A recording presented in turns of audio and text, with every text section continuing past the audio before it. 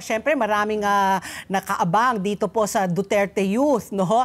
3 upuan ang kanilang dapat nakuha dito sa 20th Congress. At ang COMELEC naglabas na nga ng pahayag na hindi na pwede sila umupo. At siyempre sila po ay aakyat sa Korte Suprema para sa appeal. In the meantime po, that might take long, what happens to those 3 vacant seats? Are you just going to leave it at that or mag-a-appoint na kayo ng pwedeng umupo na sa 20th Congress bilang kapalit ng Duterte Youth? At sinong kwalipikado? Wala po kaming kapangyarihang mag-appoint po. Una po sa lahat, opo, dahil may 30 days po yan, ito po ay cancellation ng registration. Maaring maging final and executory ang decision ng COMELEC po na cancelling the registration in 30 days.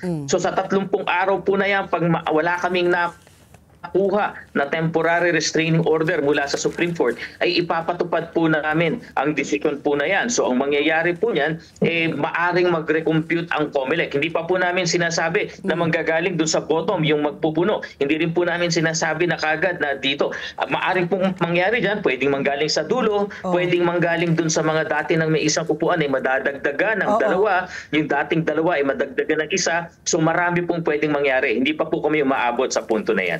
So walang nakasaad sa batas, yung kumbaga just in case something like this happens, who automatically takes the place? There's nothing, so it has to be decided on pa? Opo, wala po. Dahil kung titignan nyo nga po, yung batas natin, pati sa pagkukompute, wala po yan. Naobliga po ang ating Supreme Court na maglabas ng sarili nilang formula.